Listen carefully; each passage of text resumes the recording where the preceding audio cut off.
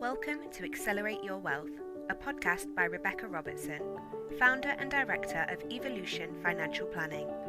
This series, we're focusing on female financial independence, looking towards a stronger financial future. Be sure to let us know your thoughts on the show, and please do connect with us on Facebook, LinkedIn or Instagram, or head over to www.rebeccarobertson.co.uk.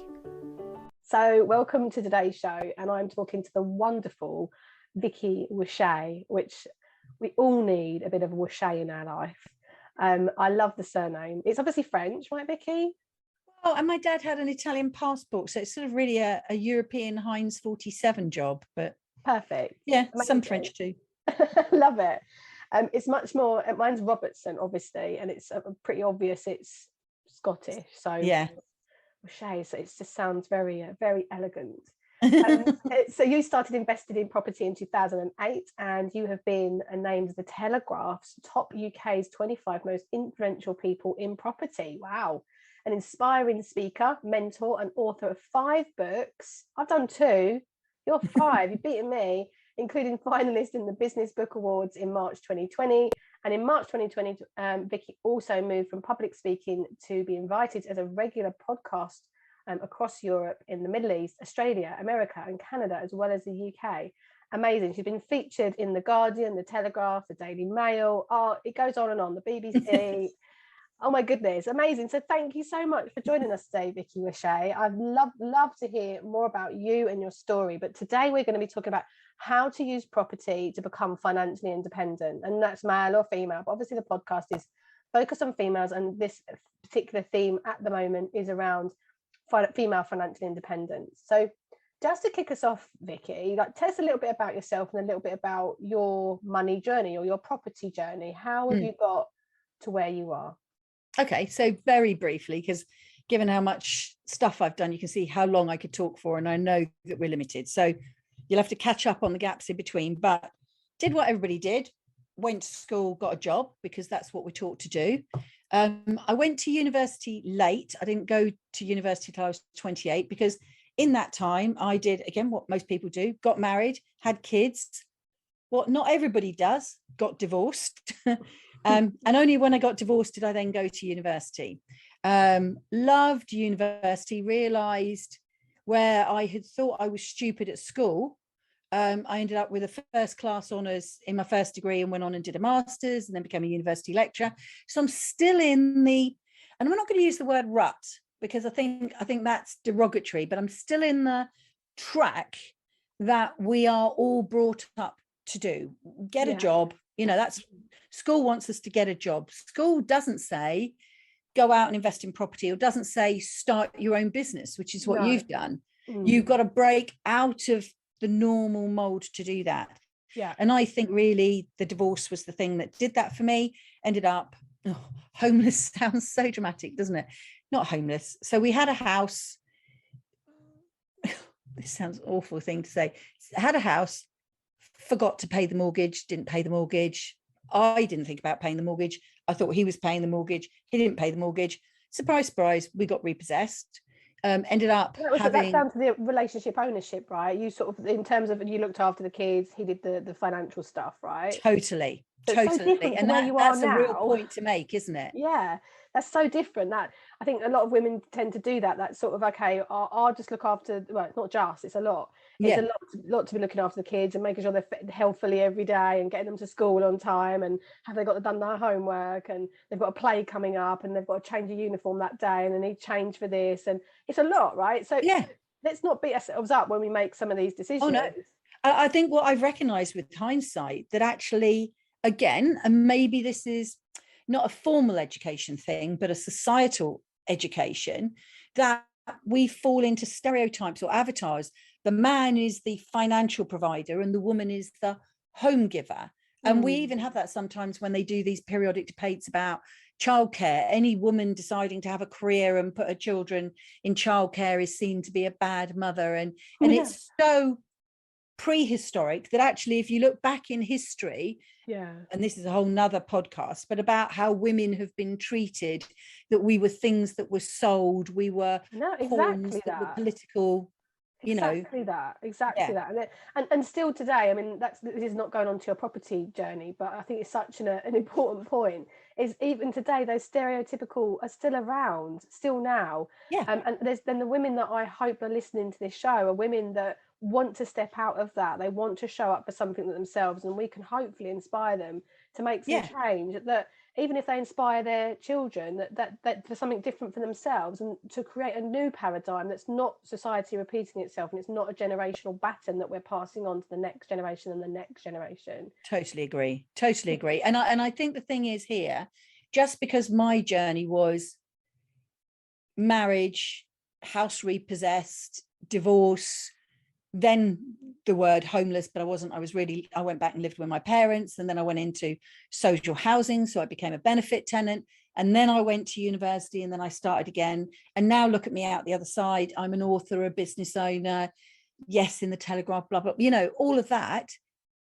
I'm actually still the same person. You don't have to do those things in a linear fashion. And certainly as a result of this podcast, you don't have to get divorced. You don't have to have your house repossessed. All you need to do, or what I would like for the listeners at the end of this, is to be more conscious of their own personal financial position, their own role and responsibility within the family finances. And then, if you want to do anything brave, be brave about stepping forward and saying to your partner, and if you happen to be a man listening, tell your wife, tell your sisters, tell your daughters, kids, let's talk about money. Yeah. Let's talk about money. And I think it was because I was so conscious how little we had when we were on benefits. And I had two daughters, age 1 and 3, when I fell into benefits and social housing, and then came back out of that I counted every 10p that we spent on a notepad. Wow. And my children somehow thought that we were rich when we had £250 a month to live on. That paid for food and utility bills and travel and everything. And I budgeted us to the micro penny. Yeah, wow.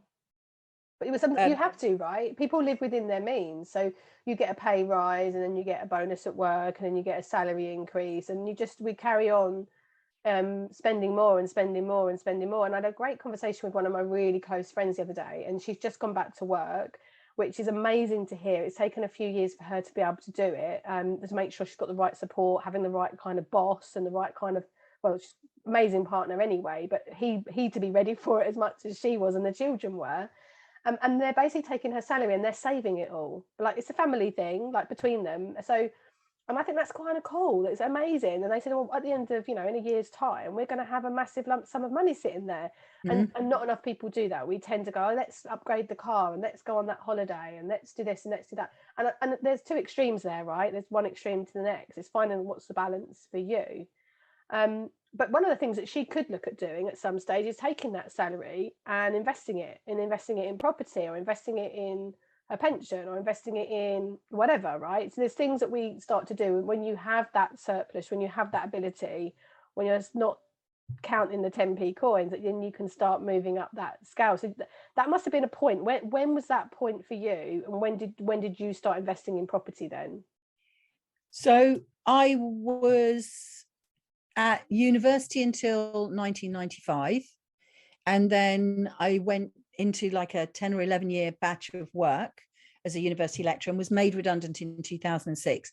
And during that time, I was doing, as you say, living within the means of the budget and the wages that I had. I wasn't really saving. I had some reserves, but nothing that would allow me to invest in property.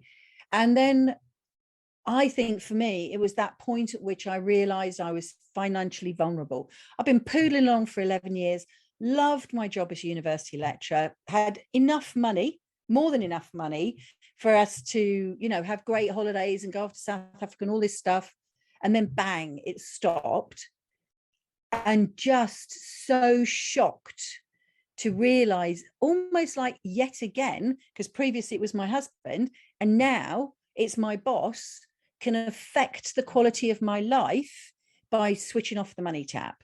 And thought, that's it. I'm never gonna put myself in this position again. didn't know what the answer was, but just knew that I wasn't going to be in that position again. And so eventually, I think it's almost like you either take the glasses off or put the glasses on. You start to see things differently. You don't know necessarily what the goal is because you might not have the language, and you stumble for a bit going, and of course, I didn't call it financial vulnerability at the time, and I didn't set out to invest in property. I just didn't like the feeling I had, knew it was about not having enough money or any money. And so how could I change this? And so the more that sentence, which is very, very bland, how can I change this? How can I change this? I'm not really narrowing down the search. And then things start to appear and you go, oh, is that something that could help me change it? Yes, no. If yes, keep. If no, discard. If yes, keep. What words have I learned? What have I learned from this that I've seen, read, heard, spoken about?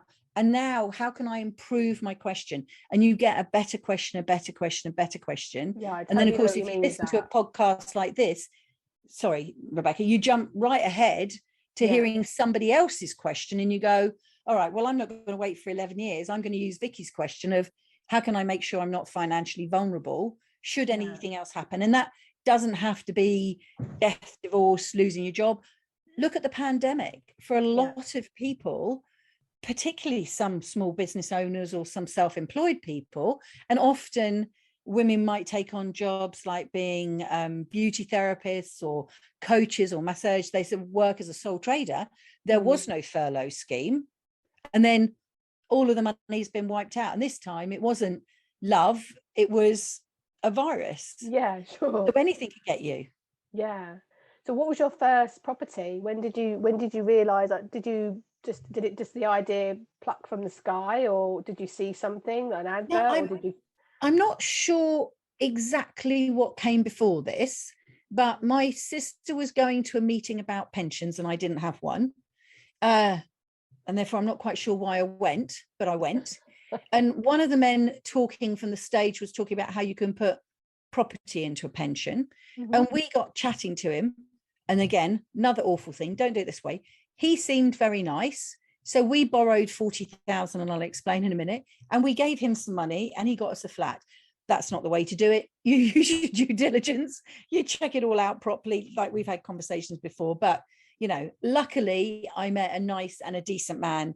And when I gave him the money, I actually got something that it was worth it. But what we did was we heard property. And that was the moment where that word came in.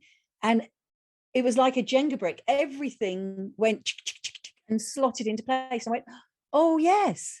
You know, so with my grandparents' house, they had land. We thought about extending on it. We thought about building houses on it. And then when we moved here, we were tenants. And we thought, oh, how do other people rent houses out? Because we didn't know about buy-to-let, certainly back in the 80s and back in the 90s in the way that we do now. And then, I don't know, the next thing came up and we thought, oh, yes, that word property makes sense of all these little things. Actually, all the times property had appeared in my history, but I hadn't had the capacity to understand it. So it just fit. It just felt right. I love the maths of it.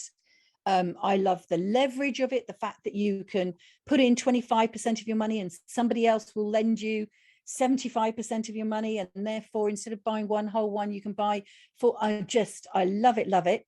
Turned around to my dad and said, can we borrow some money to buy a flat? And he went, okay. And he happened to have some money saved up at the time. He lent my sister and I £40,000. Hey ho, flat number one. And then flat number 2 and 3 came because now I had this new understanding, this new language.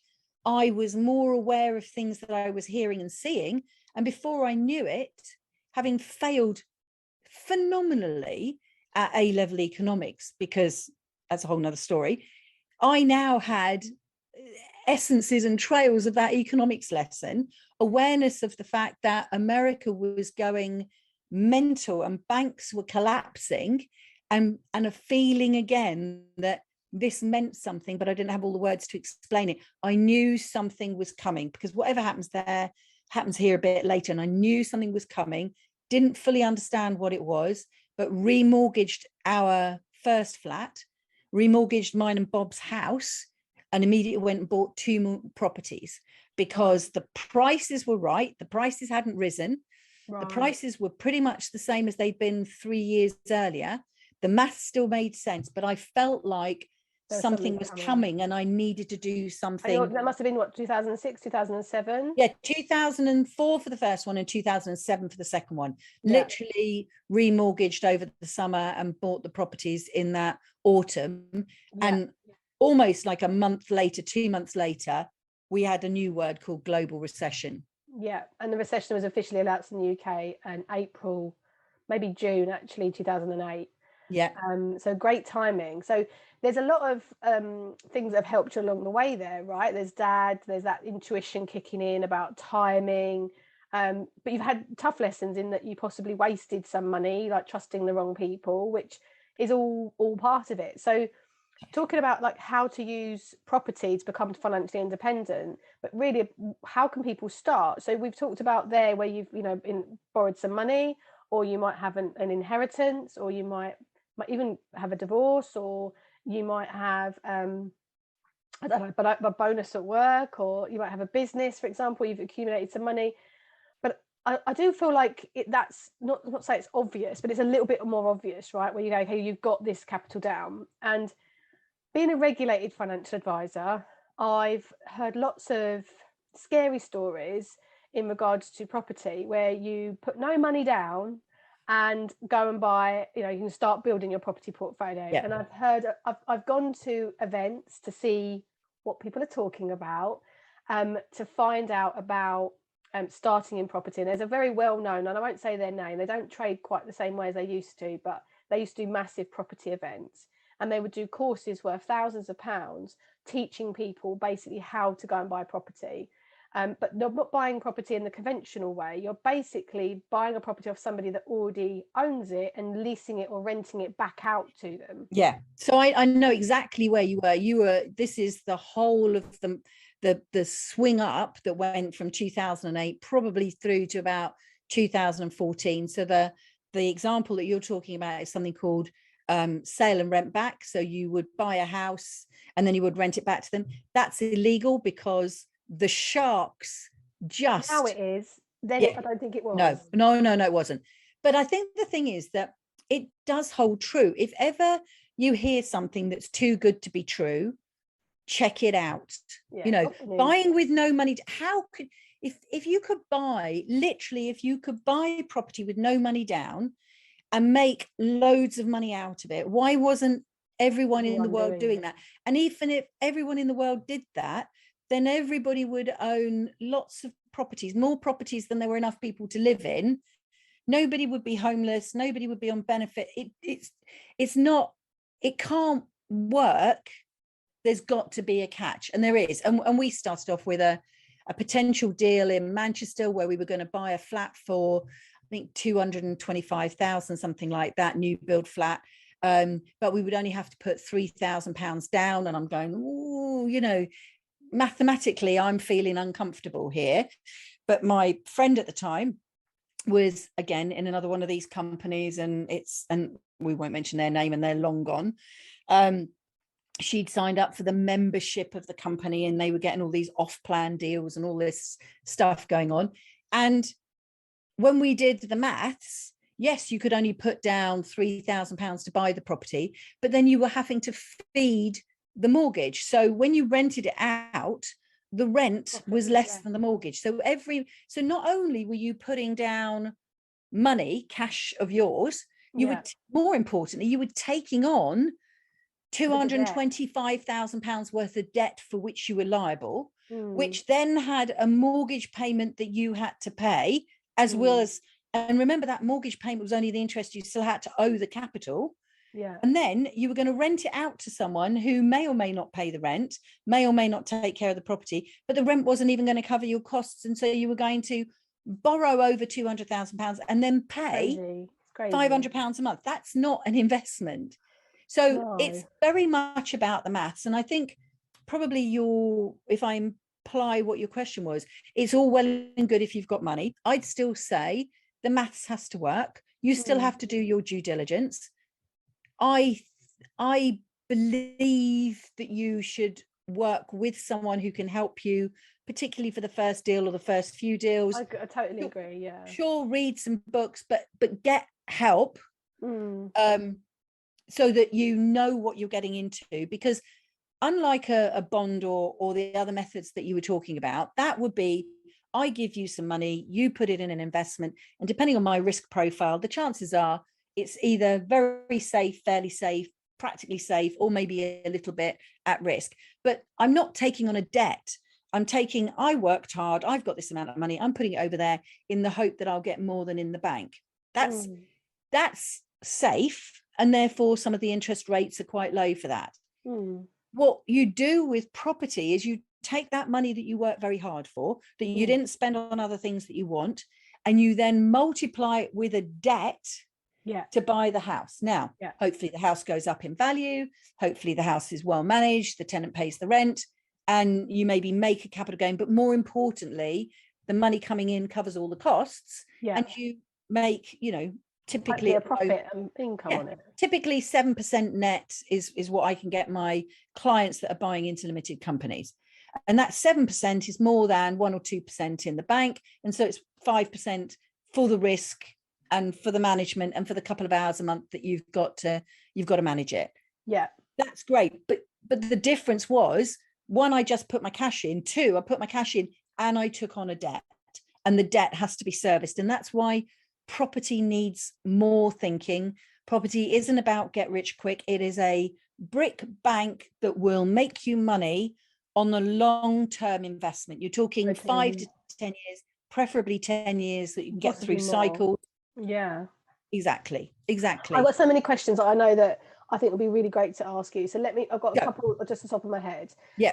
That I'd love your opinion on. But the first one is, let's just say people haven't got 50, 100,000. So in the Southeast, 25% can be as much as those figures I've just mentioned. That's like a minimum deposit for a mortgage provider. So people go up north and their money can go a little bit further. But do you feel that there's, if from a ratio perspective, if somebody's got, say, they earn, I'm going to keep it simple in terms of understanding my question, mainly for the listeners, is that let's say that they earn 10 grand, they've saved 10 grand. So they're going to take 10 grand and invest it as a deposit in a property up north. To me, that's quite a high risk for somebody earning quite a small salary to take basically their annual income and invest it in one asset, in one town, in one country, and take on a debt that they can't ever service personally, because their annual income is as much as their deposit, and the rent if the person stops paying rent, what are they going to do? Have they got any backup? It's quite a risk. That's, to me, is a very high risk strategy. So is there like a sweet spot where, if I'm not saying that you can give me an example of a figure, but if you're earning, I don't know, 30, 40,000 and you've got 50,000, you're going to buy 2 properties up north. So you're putting over 2 different, or maybe two different towns, or 2 slightly different properties in a slightly different area. Maybe one's a house and one's a flat, for example. Is there like a sweet spot with this?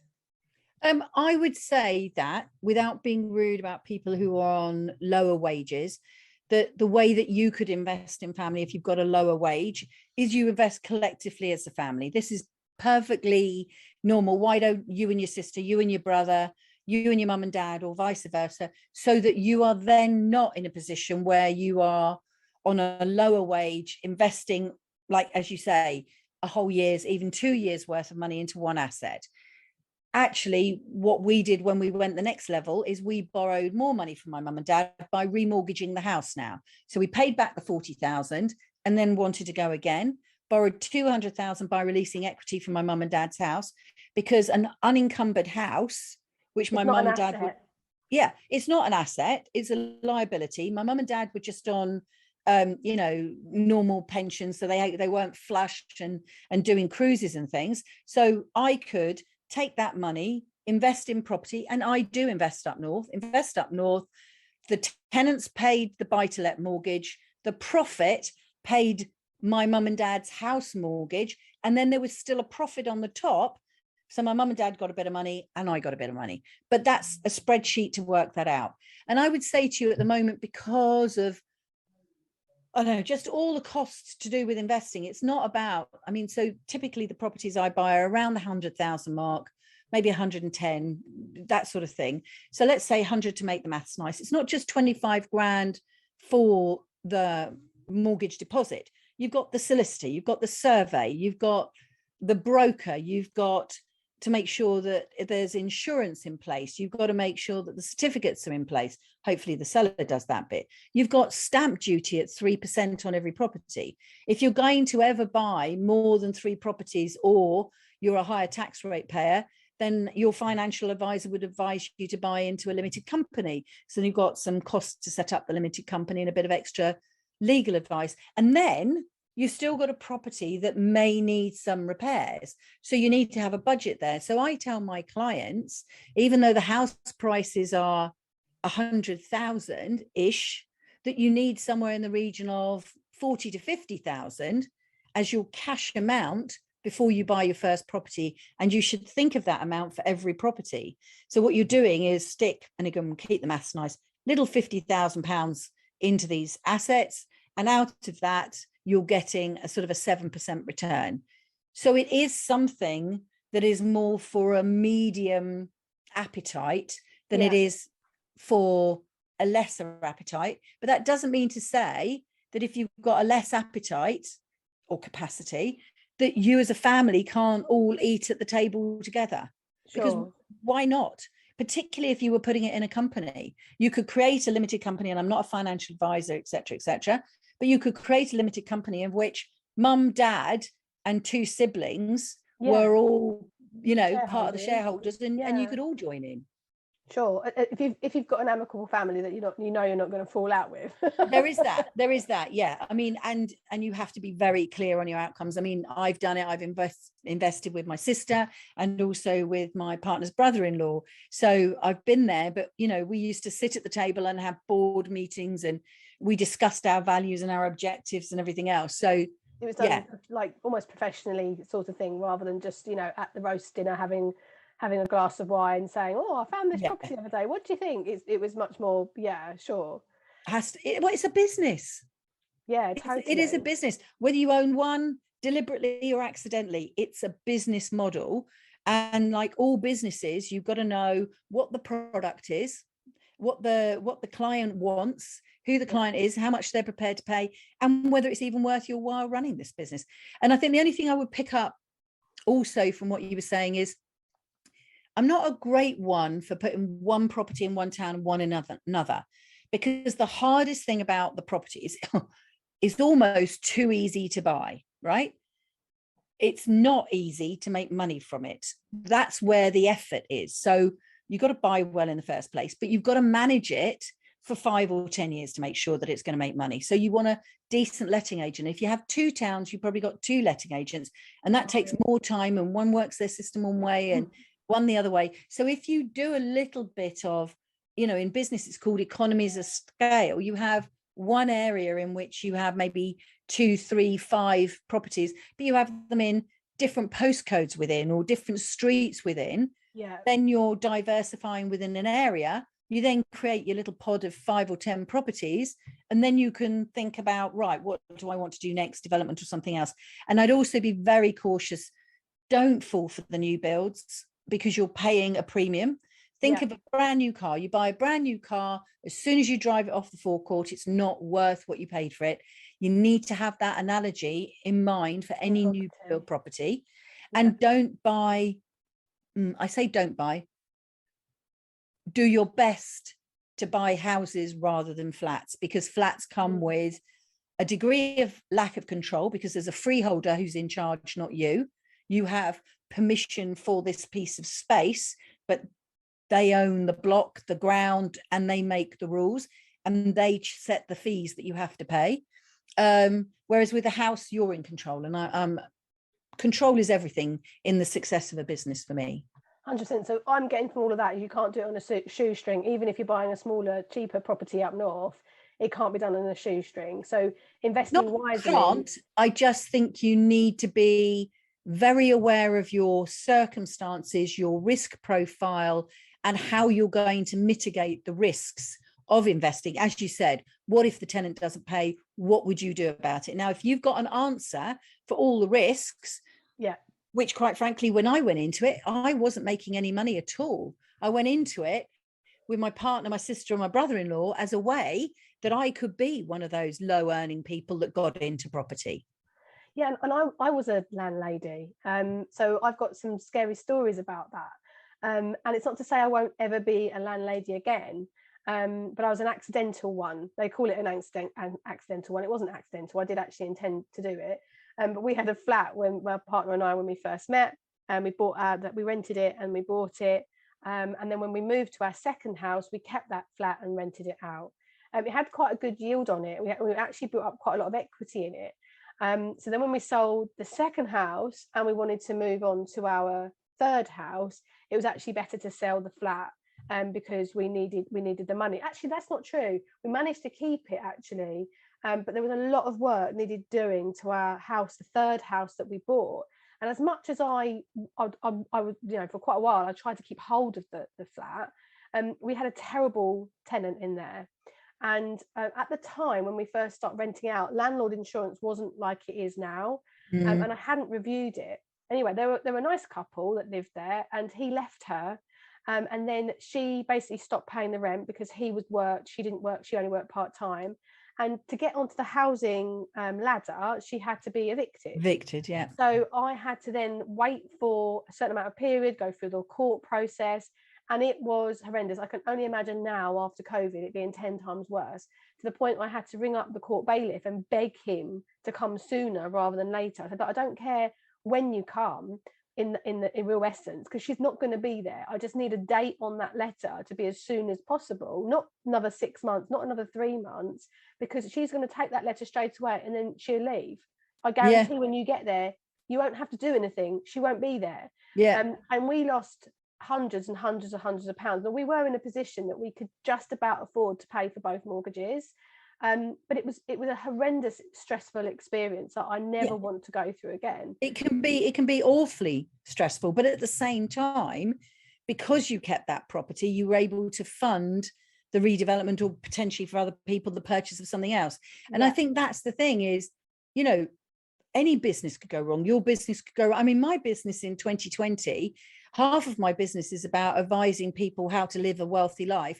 The other half is about helping them to invest in property. The property market shut. I couldn't buy a house. I couldn't see a house. We got houses in the process. Everything just ground to halt.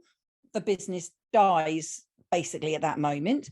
And then the other side is, I want to have a conversation with you about your wealthy retirement and the future life you think, and all you're thinking of, well, they've just invented COVID. I might even be dead in 6 months. So nobody wanted that side of the business, but if I hadn't had the portfolio, I would have been stressed. And so whatever bumps I've had along the way. So, taxi drivers, they invent the congestion charge, or, there's government, the market, the environment, the customers, the suppliers, that's all part of a business, and property is a business. And there are I didn't see it as a business at the time. It was that accidental piece where it was like coincidental. It's not like I went, okay, I've got some money, I'm going to go and buy a property. And I wouldn't have bought that flat because it had a garden on it, but that wasn't part of the deeds.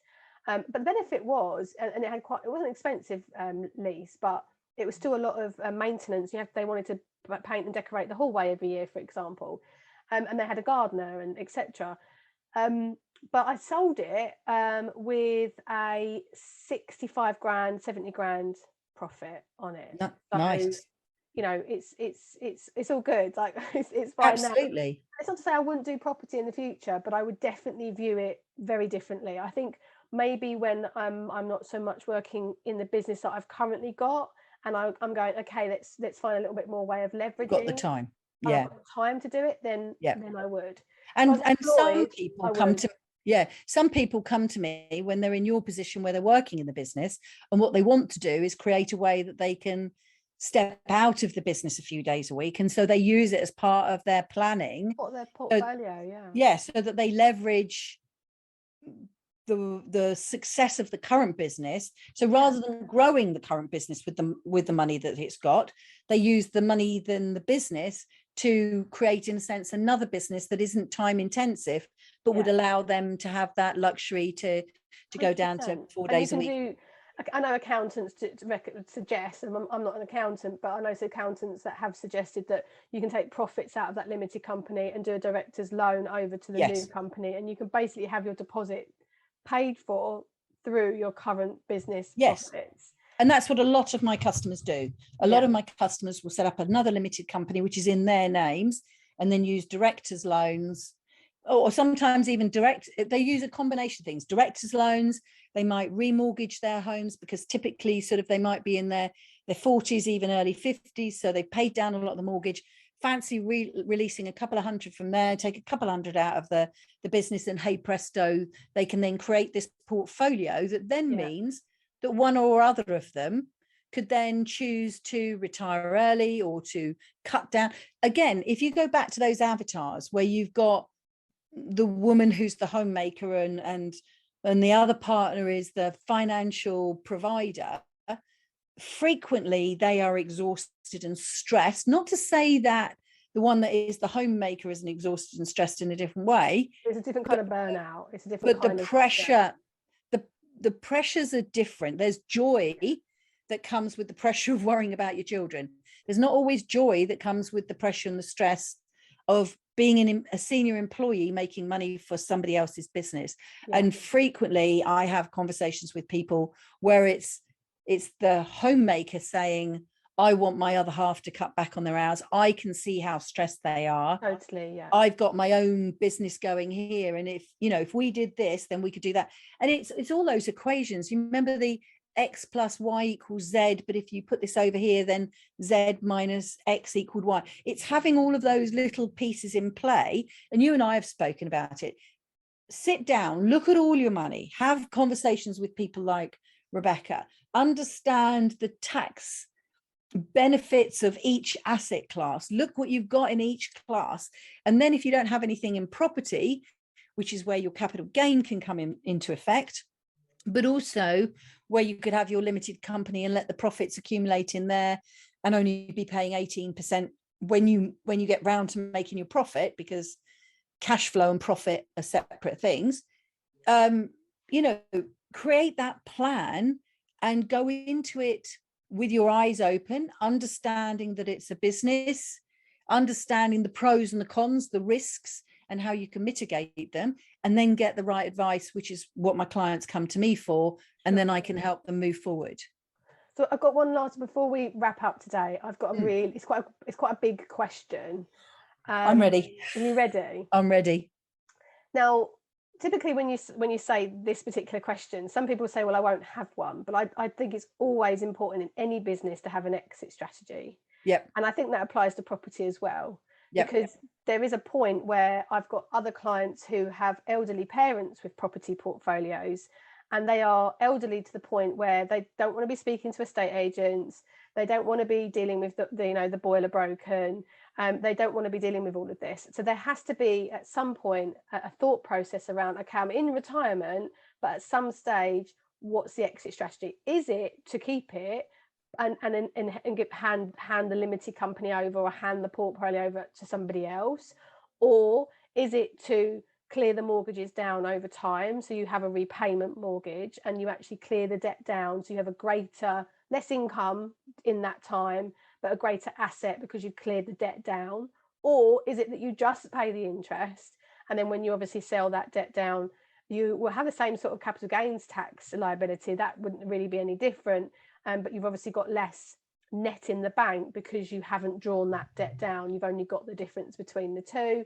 And therefore, what do you then do with that money? Because from a tax perspective, like you mentioned previously, there's capital gains tax to pay on that. Do you do that maybe only one property a year? Do you do that every other year? There needs to be a strategy and a thought process. So when you're talking to your clients about how to get into property, are you also talking to them about the exit strategy and what that might look like for them? Because that will plan out what decisions they're making now at the beginning. Yeah. So interestingly, not so much on day one, because the way I look at it for the bulk of my clients, because one is typically earning in the higher tax rate, or potentially both of them are, their best route is to buy through a limited company. So then what you're in a position is that you've got this box that all your properties are kept in. So you have shareholders with the children can have, you know, shares in it. You can choose to give them dividends as you work your way through. So you don't give them pocket money anymore. You give them a tax-free dividend out of the business. That teaches them. If you've bred enough children and trained them right, there's a probability that one of them will like the property and then will take over the running. So that's great. So there's one exit strategy. The other one is that if none of your kids like property and then you don't like property, then you've got many options. But if you think about this as a long-term goal, and the bulk of my clients, as I say, are probably somewhere, when they really get going, somewhere in their 40s, maybe even early 50s, they've got a minimum of 20 years before, and again, for a lot of them, proper retirement, proper stopping, not that that's English, but proper stopping is on their radar.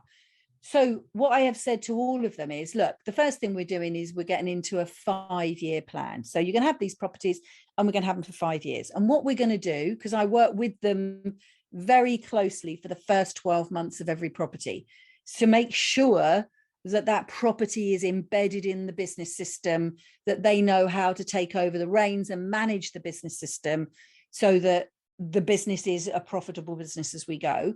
We're then scheduled to speak at year 4 and go, okay, so you've got these few properties. It's coming up for the point at which you could remortgage, because it usually isn't worth rolling over, but let's see what the plan is at the time.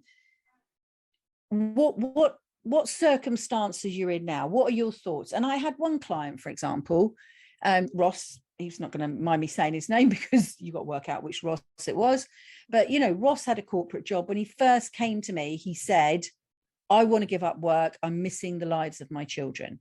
By the time we've worked together for 4 years, he's got a substantial property portfolio. He changed his job to a different job that gave him more joy, but he was still in the corporate world. He was still traveling to London. And then roll on a couple more years, particularly with the hit of COVID, and he's decided that he's going to buy into another business model. So now he's fully in the entrepreneurial space. He's got a property business that makes enough money that has left him feeling secure that he can now start another business, and that will give him enough money and he can step completely out of the corporate world. Maybe some would say still have the same amount of stress, but he's the maker of his own stress. He's the boss of his own 2 businesses. And by having the 2 businesses, he's got the fairly low time requirement for the property business, which allows him to focus on the other, but that's providing him with this cash flow. So he's poodling forward quite happily. But then I've also got people that I know that have got older parents who've got significant property portfolios. We're talking, you know, potentially 20 properties up, and they, as the sibling, or, you know, the kid level, although they're adults now, are just not interested in it. And you've got options then. You could take a portion of the properties, clear the mortgages on the other, then have a batch of properties that are mortgage free, and you just benefit from the income, but you just need a maintenance and tenant finding team. If it's big enough, you have an employee. If it's small enough, you use a letting agent that you trust. And again, you fall back into that system of you manage the letting agent, you monitor the properties once a month. And maybe if, for example, I don't know, you're getting 2-3 grand tax-free out of a property portfolio for a couple of hours a month, you'd put up with that inconvenience, you know? But equally, you could go your way through and then pick a property that you want to sell each cycle, so that, you know, like maybe every 5 years you kick one out. You use the money from that to pay down one of the others. And gradually, by the time you've got to 20 years, you've paid some off, you've sold some, you've kept some. But it's actually, I think, very difficult today to go, right, I've got all my information. I'm making the decision to invest in property, and I know exactly what the future is going to hold. COVID proved that we don't know what the future is going to hold. Are we going to have another recession? How are we going to pay back all of the taxes that have got to happen? We don't know what's happening in the future. But what's quite nice is to be in a position where you can get into 5-year periods of stability. So I've got this 5 years and I know what my outgoings are. I know I'm going to manage them properly. I know I can cope with managing them. I know I'm going to get this sort of return. And then in 4 years, I'm going to think, what are my circumstances like? If you did this earlier in your life, because there are, although I talked about typically the 40s, 50s, I've got a few clients that are in their probably early 30s now who've had those phenomenal city-based jobs or corporate jobs, and a couple of them even global jobs where they are making gazillions, and now they're thinking family.